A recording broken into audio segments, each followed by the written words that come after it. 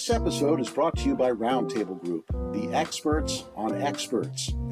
We've been connecting attorneys with experts for over 25 years. Find out more at roundtablegroup.com. Thank you for joining us today at Discussions at the Roundtable. I'm your host, Michelle Loux, and welcome my guest, Mr. Ravi Iyer. He is the principal of the Davis Group. His areas of expertise are project, program, venture development, management, engineering, training, and technical management expert witness in litigation courts. Ravi, thank you so much for joining us today, and I am excited to hear about your journey as an expert witness. I want to give a macro highlight of my bio, macro, okay? 10,000 feet up in the air look. I'm both a mechanical and electrical engineer. That's very unique.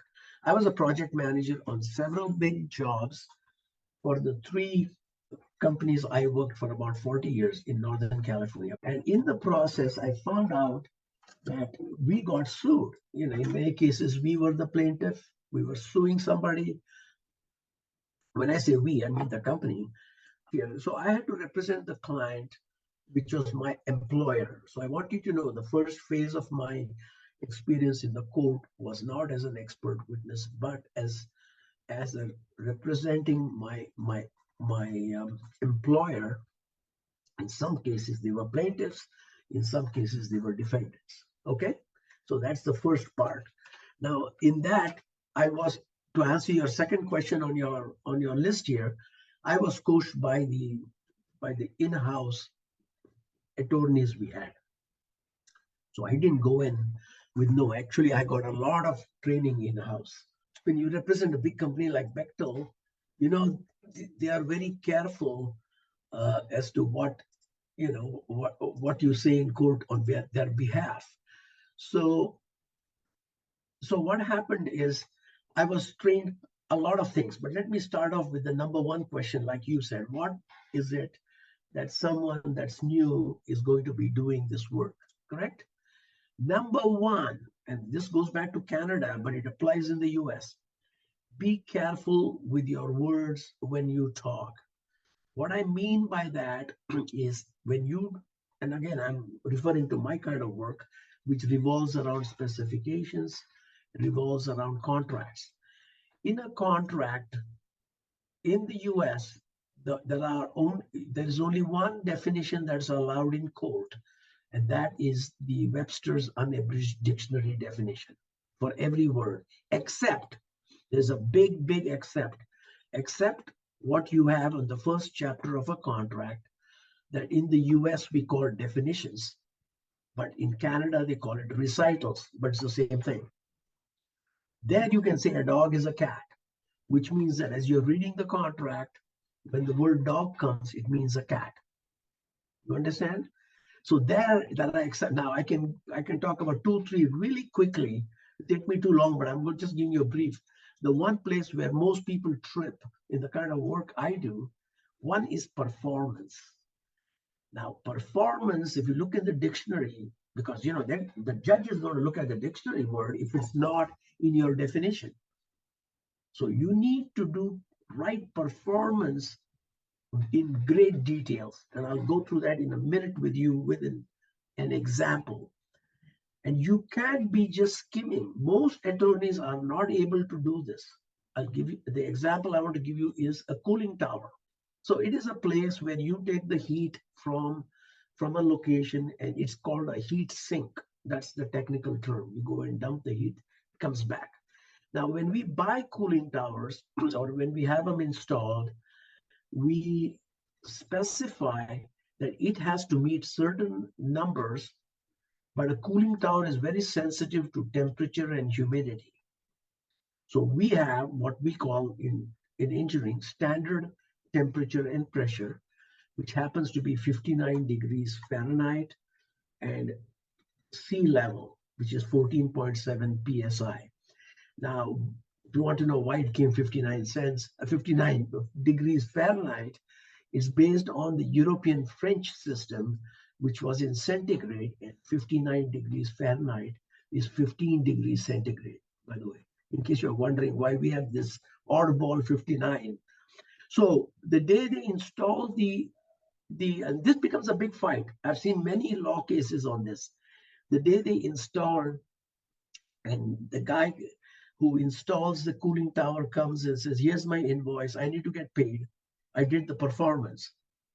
Now, the problem is there are no one day that it meets the exact temperature and humidity that you have specified, but data was taken. Now, and I'm going to make this very simple without getting too technical. That data then has to be what we call normalized. Normalized meaning you have to take that data and see how will that plant do when it was 15 degrees centigrade or 59 F and sea level. There are 10 equations out in the marketplace. 10. One of them being very lenient is, of course, by the Cooling Tower Institute of America. You can imagine that. It's very lax. And the other one is by some guy that says, no, I want it more to be calculated, optimistic and pessimistic format. So if you don't state which equation you will allow him to normalize, I'm just trying to give you a sense of how deep you need to define. We're still on the definition here. You need to go to that level and say, no, you are going to conform with your raw data to normalize using whatever you can quote. There are, as I mentioned, there are 10 of those out there. Now, if you don't do that, the cooling tower guy is going to dump it. And if you don't make a payment on his thing, he's going to drag you to court and he's going to win because you did not specify fully. Now, that is a classic example because I always tell attorneys, before you get into anything that is little technical on behalf of the owners or the developers or the stakeholders, make sure an engineer has looked at all these details because it might come back to haunt you when you're in court and the other guy sues you. Now, remember, the guy selling cooling tower, he sells thousands in a year. You probably end up buying maybe 3 in every 5 years. So he definitely has an advantage over you. So that's an example. The second example I wanted to give you was, so I said definitions are number one, and I'm giving you in the what I call the reverse letterman. You give not number 10 first, but number one. So number one for expert witness, they must be careful with the words, what they utter. Now, what I was taught is if you're not sure of a word, whether it's the dictionary definition, always start the sentence in court by saying, to the best of my knowledge, blah, blah, blah. But if you say, and I've seen this in Canada, it happened on a big case in Saskatchewan when I was representing an American company, and the guy representing the Canadian company was an electrical engineer from North Dakota. By the way, in Canada, they prefer engineers from California because our licensing is more strict, and I can get license in any state in the US by reciprocity. And I've had it in Nevada, I've had it in Hawaii, in Guam, in Virginia. So the nice thing about California is the other defense attorneys will not question our qualification. So we are more desirable. Whereas if you come from another state to California, which does not recognize, for example, California does not recognize Michigan. I don't know why, but hopefully it will change. So that's the point I wanted to make. Number one is definition. Number two, your ability to explain complex things in very simple language. I can give you one example on that. We had a big case in Los Angeles. I was representing the owner, and the owner told me, before you go to court, it was the biggest ice company in San Diego, and we bought a machine called the absorption machine, which takes in steam but produces ice. So you can imagine, for a layperson, it's difficult to explain how you can put steam at one end and get ice at the other end. This is called, it's a big German technology. So anyway, my first job was to explain to the jury how this thing works. And let me tell you, it's not an easy job. You got to have some courses in thermodynamics. You have to have that ability. So number two is ability to explain in simple English. Now, the third item is that I would put on my list of most important is when the opposing attorney asks you a question, and you have to first remember the judge, at least now we are talking about the US, the jury, the judge will ask you to please answer the question first. It means say yes or no. Now that gets very difficult because the way, attorneys have taken rhetoric classes, we have not. So they know how to twist a question and put it to you. And if you say yes, that's not exactly what you meant. And if you said no, that's not exactly what you meant. Now, this is very important. What happens here is what I was taught is this. First, and I'll give you an example. Please don't laugh when I give this example. It's a really strange example. I was told this by our attorney some 50 years ago. He says, when you're in the stand and the other opposing attorney comes to you and says, did you beat your wife yesterday or today? Now, this is a classic case of expert witness. First, the rule is answer right away, yes or no. You're not allowed to sit and give a long history about you and your wife. So the way you answer this question, and I give this in my class, by the way, I give a class at the law school here. But I say, how did you beat your wife yesterday or today? Well, most people are shocked. Sounds like this is a terrible question. The answer is, you say, no, I did not beat my wife yesterday.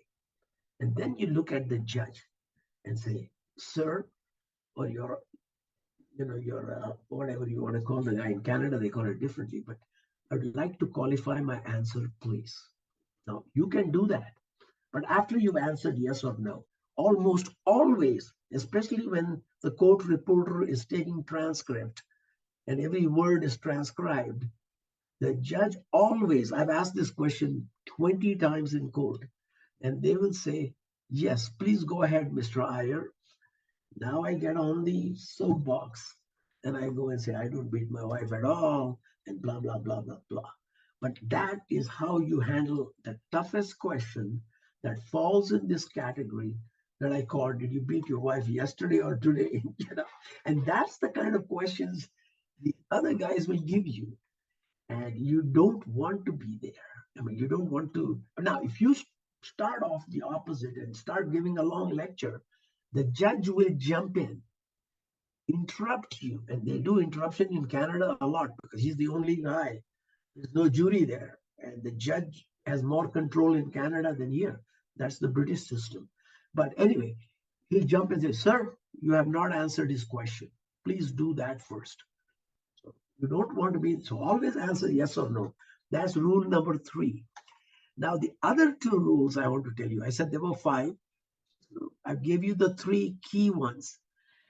The last 2 are what I call soft science. Soft science, you read my thing on my format of my workshop. My workshop stresses the soft sciences. And I'll tell you why in a minute. You may know this, but there is a big document put out by the Project Management Institute, which is in Philadelphia.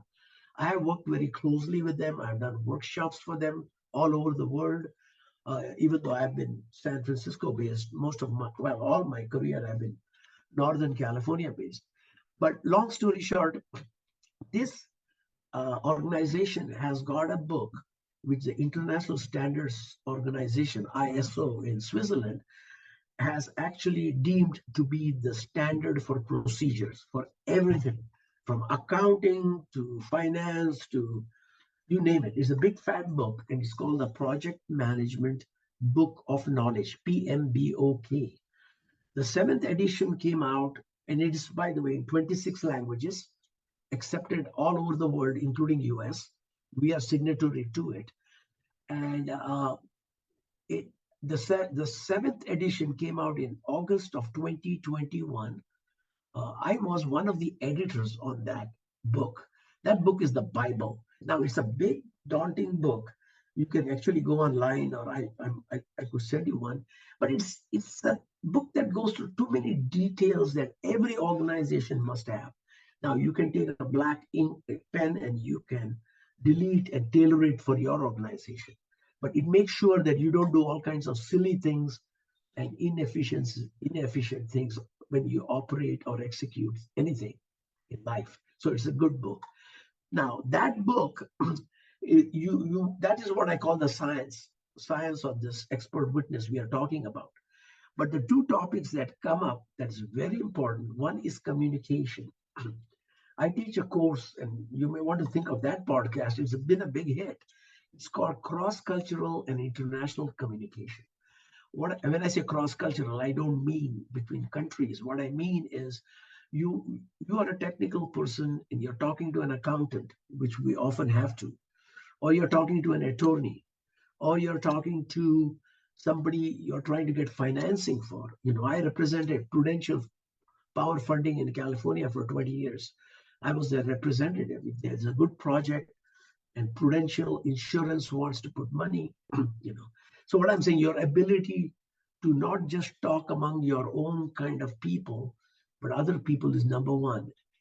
This is very important when you deal with juries, because the jury composition in the US, I'm sorry to tell you, it's more difficult to do expert witness in Canada than US. In US, it's a beauty show. If the jury likes you from the beginning, for some reason, they will really be biased towards you. So one is what I call communication, your ability to communicate with people. And I give in my class, I've done many podcasts on this. I said, what is listening? And listening is not just hearing. I went to a Catholic school, my high school, and they always said, repeat what the last guy said first, the nuns would say. And I had to repeat it first. But that is not, as I grew older, I knew that's not listening. Listening is processing what you read on a paper. It could be, an email, or what somebody said, and then processing it to your brain and making sense of it. And I call it the B1, B2. When a guy talks, B1 is what's in his brain. He's either writing an email to you or he is talking, and then he has his P1. So as an engineer, I tend to write like an engineer, talk like an engineer. An attorney talks different. Somebody that's a liberal arts guy talks differently. But that P1 is not the big deal. The big deal is if you don't know your audience, you don't know the P2s, how each one of them process. And I did a big workshop in Scottsdale, Arizona for all the presidents of large manufacturing companies, 3-day conference on communication. And I start off with the anatomy of communication. I draw two guys up and I write the B1, P1, guy talks, P2 and B2. And if B1 is equal to B2, you have the perfect communication. That doesn't mean that the other guy will agree with you, but he has not misunderstood you. And you need to have the ability that you are not misunderstood. Now, why am I bringing this up, Michelle? The jury, and I'm sure you know this more than I do, each of the jury members are very different people. There'll be a 75-year-old grandmother. There'll be a guy that's barely finished high school. That sort of crowd. For you to be able to convince them, which is what your job is as an expert witness, is the biggest challenge of this job, let me tell you. Because in the US, one guy just doesn't like you for whatever reason. He doesn't like the way you talk. He doesn't like the way you stand. He doesn't like the way you dress. And which is why, as you know, all attorneys, especially in criminal cases, when they take their guy to court, they make sure he's shaved and he's wearing a tie and he's wearing a suit. Some of these people never wore a suit in their life. You've seen this on TV all the time. And that is because here there is all these other factors that has nothing to do with your explanation, but it has to do with what I call the likability factor. And there's a great book on it that I would recommend. In my class, I tell people to go read it. I've read it 3 times. Malcolm Gladwell has a book called Talking to Strangers. He's written many books, but I can talk about each one for a long time. But Talking to Strangers He gives historical references in where people talked and misunderstood. They were communicating, through a translator or whatever, but there was misunderstanding. Like he gives example of Hitler and Chamberlain, the Prime Minister of England. They had 3-day meeting, and Chamberlain got away thinking Hitler will not start World War II. He went home back to London. Everyone gave him a great welcome, and the next day after he had arrived in London, Hitler invaded Poland. So here is an example where, I cannot give a better example of bad communication. He sat for 3 days. He sat with Hitler, and the whole people of England were watching. What is he going to say? And he does all that. He comes home and he announces that Hitler is not going to invade anyone, and we won't have a war. And at the same time, he was saying it on BBC. They had already invaded Poland. So this is probably an extreme. Then he talks about Mexico, how Mexico lost to the Spanish, why the last emperor was killed. And you know why? It's due to bad communication. The Francisco Pizarro or whoever who went down there, he had a Catholic priest who had lived in Mexico who spoke the local Indian language, the native language. And so he had that guy who's he was not a master. It was not his first, obviously not his first language. He was a Spanish Catholic priest. And on the other side, they had a guy who was translating to this guy, to the priest, from whatever language the emperor was speaking, the native language. In this process, for 3 days, everything went well. And on the last day, and you will read this in this book, suddenly the Spaniard gets very upset about something because the translation went wrong. And he tells his people, behead the emperor, the last emperor. Montezuma was actually killed. And the story goes on. And he gives about 5 examples. I just gave you 2 of them between Hitler and Montezuma. But I stress this, and I cannot tell you more than this book will tell you about how you should approach a jury. I mean, he is a better writer and a better speaker than I am. And the likability and the communication are the 2 soft sciences. And when you interview an expert witness, you want to make sure he has those 2 things perfectly, because that's not something you can teach someone. It comes from practice. It came to me. I wasn't like that. I worked in 18 countries. As you know, I speak 7. I know 7. I speak 4 very well. I speak Spanish and French quite well. But I can read all 7, including Mandarin. I can read Mandarin too. So I don't have any problems listening but speaking, because I don't use it, it can go the other way when you don't speak a language. So one of the things I tell people is, when you know somebody is Hispanic or he's French or he's Chinese, and I give 3 examples of 3 languages I know, and I say, how should you reframe your sentence so the B1 is equal to B2? Believe me, you need to really understand that P2. And I can't give you this is the best point I can tell you on this phone call. If you communicate with anyone in the world, and I don't just mean Julia, it could be your neighbor or your husband for that matter. If you don't know his P2, how you need to phrase your sentences. And between men and women, and there are books and books on this, they even tell you how most divorces are caused because you didn't fully understand the P2 of the other person. A lot of women, even brothers and sisters, have done a study of twins, not identical twins, obviously, where one is a boy and one is a girl, and they followed them for 40 years.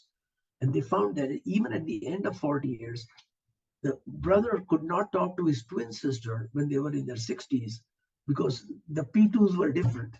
The first thing I do when I do my workshop, and I'll probably do the same thing in a podcast, I'll say my metrics of success of this podcast or this workshop are three things. I consider this meeting or this podcast or this workshop a success if A, when I'm talking, I make you think. B, as you're driving home after this workshop, you're still thinking about something I said. And C, a month from now, you're still thinking about it. You know the 7 C's of communication, don't you? The 7 C's are complete, correct, courteous, cross-referenced, concise, convincing, and clear.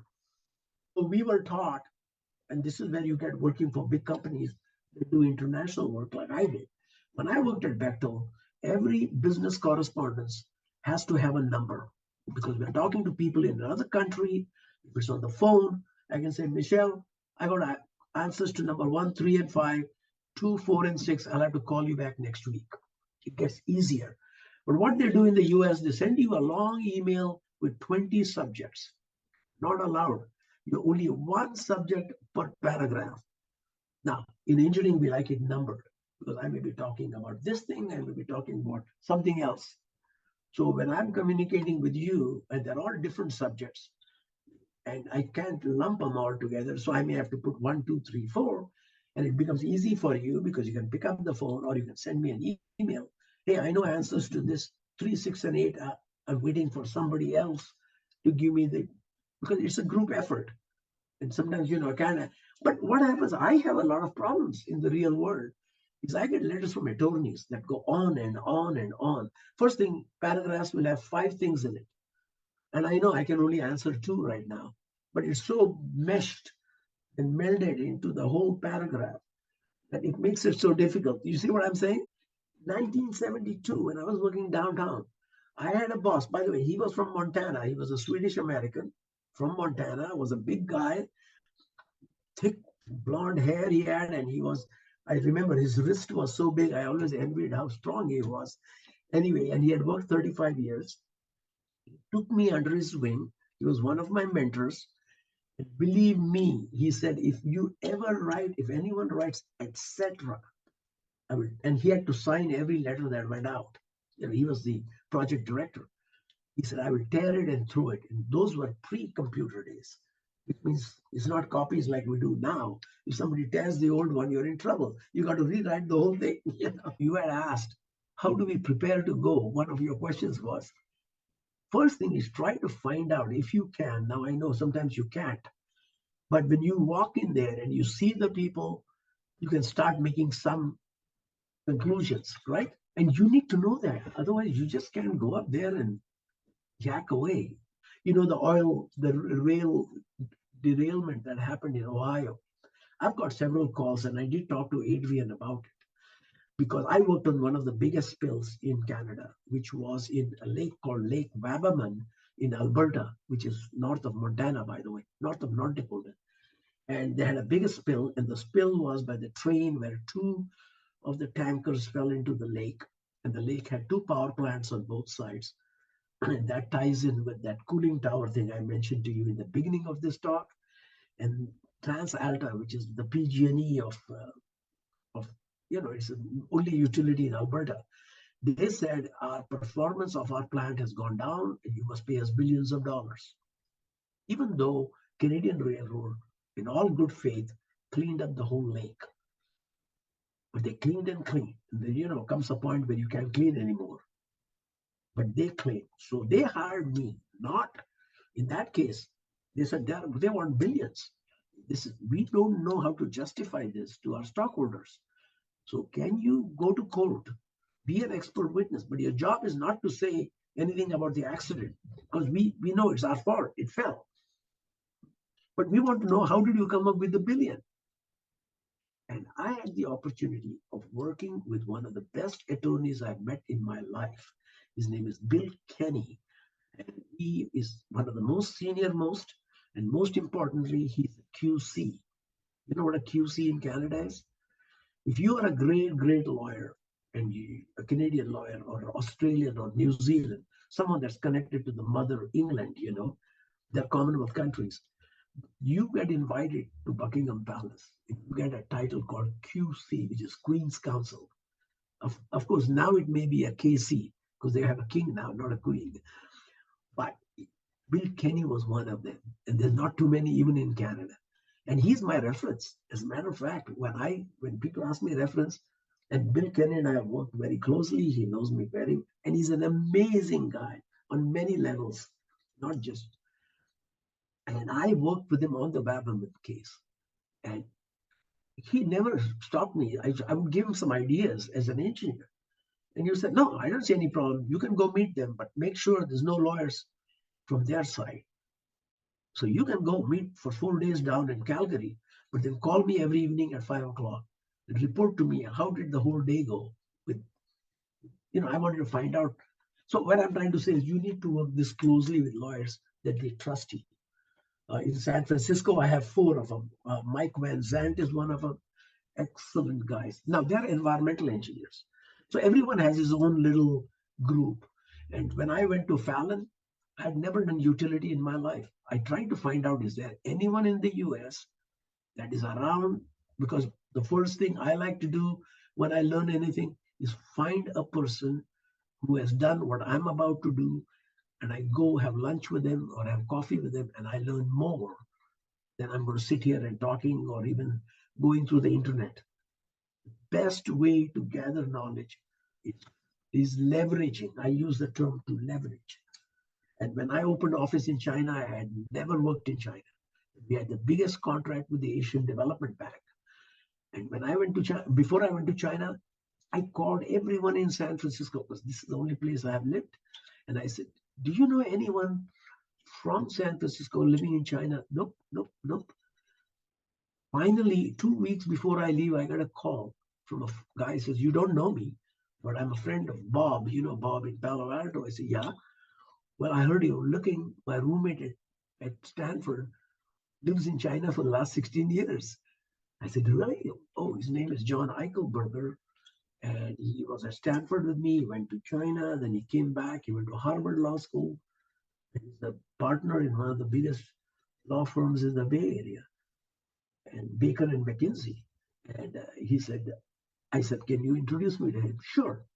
This is a stranger. This is not even a guy. I still don't know who he is. I've never met him. And that was 22 years ago. And I went to China, checked into the Beijing Hilton. I didn't even take my coat off.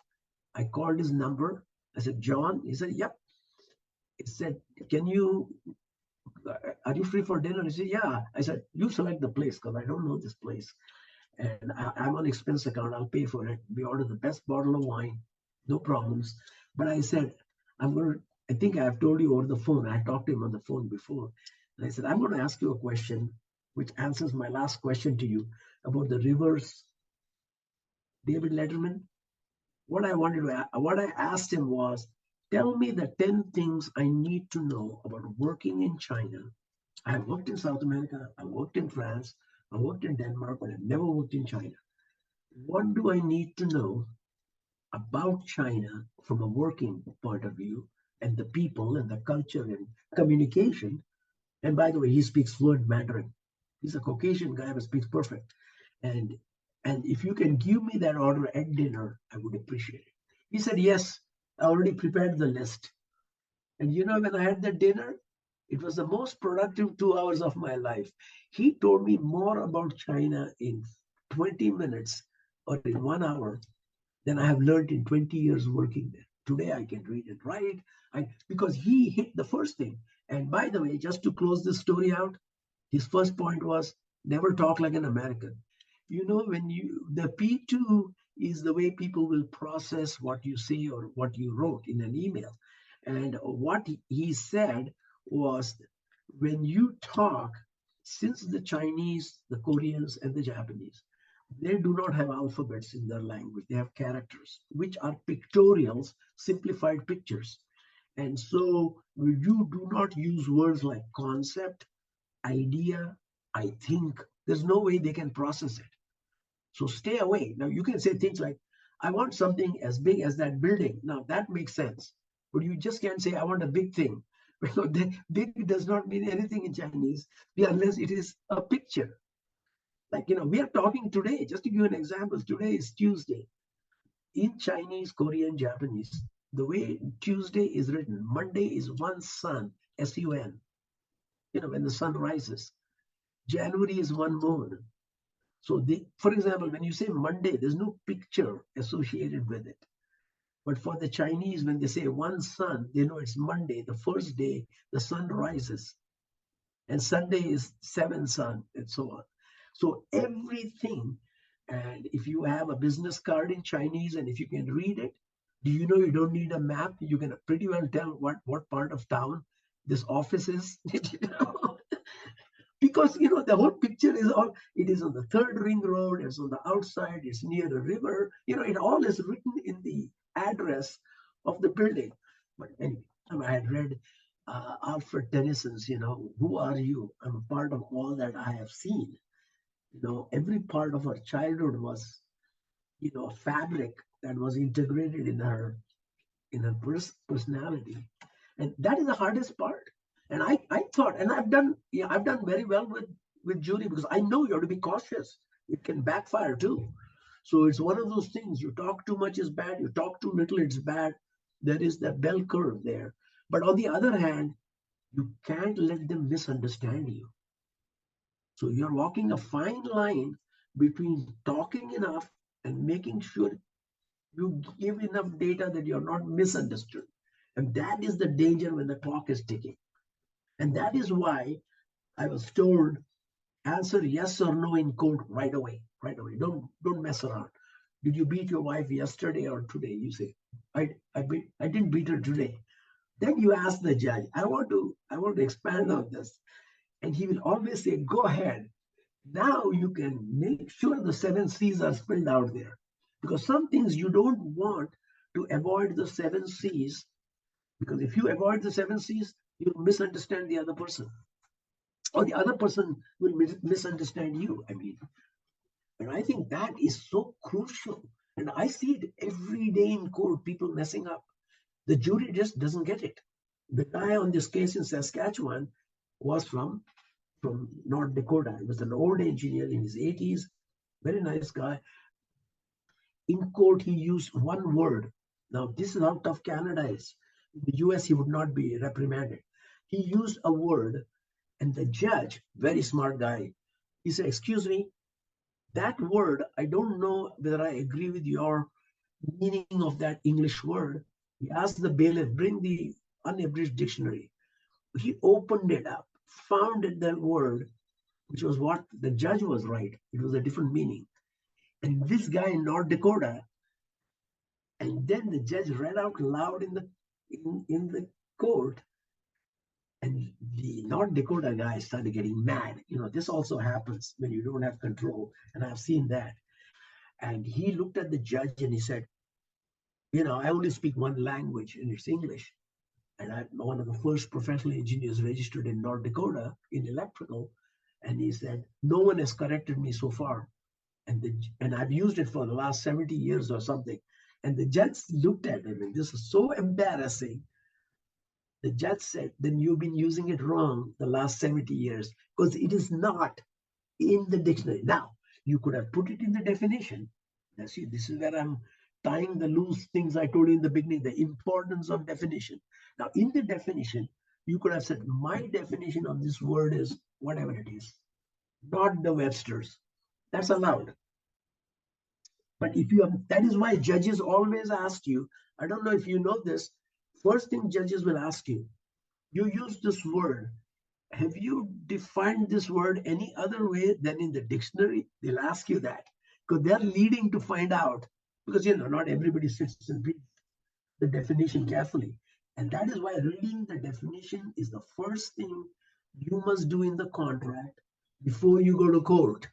Because if that word is defined elsewhere, you can say, hey, I agree with you. In the dictionary, it is like this, but for this contract, we defined it this way. Dog is a cat, right? And believe me, that is important. The judge will back off. But I'll tell you, in the US, we are spoiled. in the sense that the jury has a lot to do, and the jury people, many of them, I'm sorry to tell you, they are just local people, and nothing wrong with it. I don't mean negative, but you're not going to find the kind of questioning you have in Canada. And that is why when I give my qualifications, I list the first question they asked me in all the interviews I had in the US. You mean you were on the prevailing side in Canada with a judge, no jury? Yep. Let me tell you, that gets me more points in that interview than anything I've said all day long, because they go, you take care and keep in touch. Thank you for listening to our podcast, Discussions at Roundtable. Our show notes are available on our website, roundtablegroup.com. Subscribe today on Apple Podcasts or your favorite listening apps.